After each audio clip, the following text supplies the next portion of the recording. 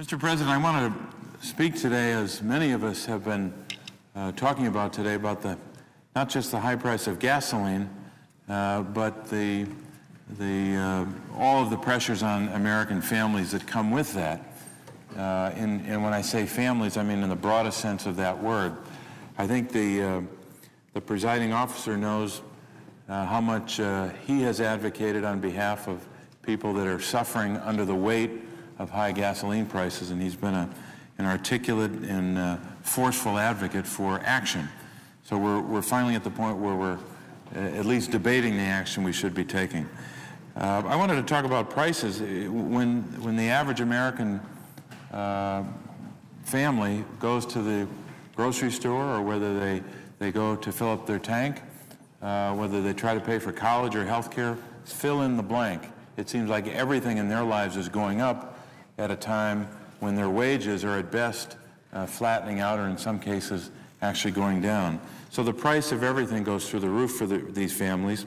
And at the same time that's happening, we have job loss, record job losses. I don't know the exact number now to date, but we've had tens of thousands every month, month after month after month. Some believe that the most recent monthly job number is a record.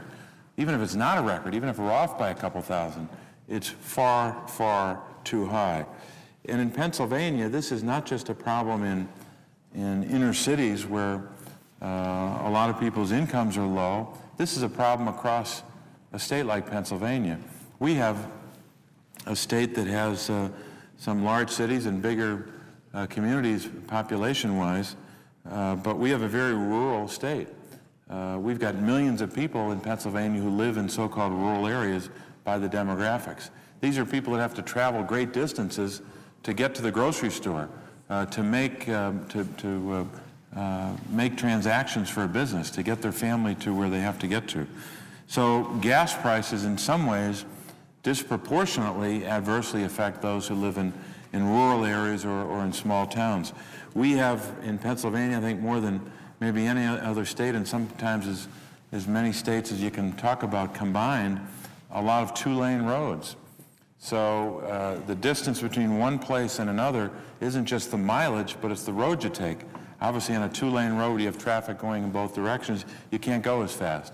So that adds to the difficulty in the reality of gas prices. We also have a state that has a tremendous agricultural economy. And all of those prices, the cost of energy and the cost of transportation and distribution, all those costs are going up for our farm families. Now, while all this is happening, and we know there are no easy solutions to these issues, but when all that's happening, we also see that, lo and behold, the big oil companies, big oil in the last 5 years, since 2002, profits for the 5 largest oil companies were, I should say in 2002, profits for the 5 largest oil companies was a measly $29 billion. Last year, in 2007, big oil had profits of $124 billion. So $29 billion to $124 billion in just 5 years.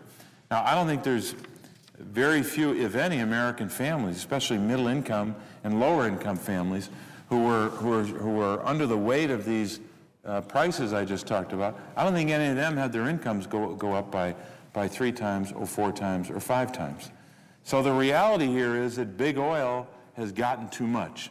Over and over and over again, their profits are going through the roof. And this government gave them tax breaks a couple of years ago to the tune of $17 billion. So just at the time when their profits were taking off in a record way, this government gave them, back in 2004 and 5, $17 billion in breaks. What we've talked about is taking away those breaks and allowing us as a government, as a family, to be able to say, you know what, there's another part of the family over here that's hurting, and we want to put in place strategies to help them. I'll do it very briefly in terms of our approach. Basically, what Democrats have tried to do is to say, look, we don't have to pretend that we're helpless. We don't have to sit back and say there's nothing we can do. We don't have a magic wand. There is no easy solution. But the idea of doing nothing And just saying it's okay for oil companies to get their profits at a time when we know we could use that revenue for something else is ridiculous. And everyone out there knows it. They know that, for example, we can say that we should have an excess profits tax. It makes sense. Now, if a big oil company comes in the door and says, well, you know what? We're going to do our best to reduce our country's dependence on foreign oil. We're going to be more efficient. We're going to put more into research and development. We're going to do the right thing for the American consumer. We're going to say, okay, then maybe your excess profits tax, the hit against an oil company, is not going to be as high. That's reasonable.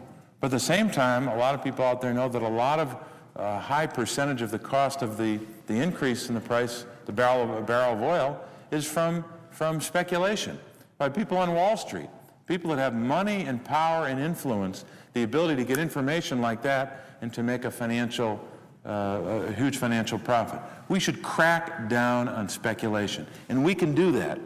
The federal government can do that, and we should give the federal government the authority to do that. We should give the president, any president, the authority to crack down on price gouging. So there are things we can do here. Listening to the other side of the aisle, their solution is they say we can drill our way out of that. No one believes that. No one believes that. There's no evidence that we can drill our way out of it.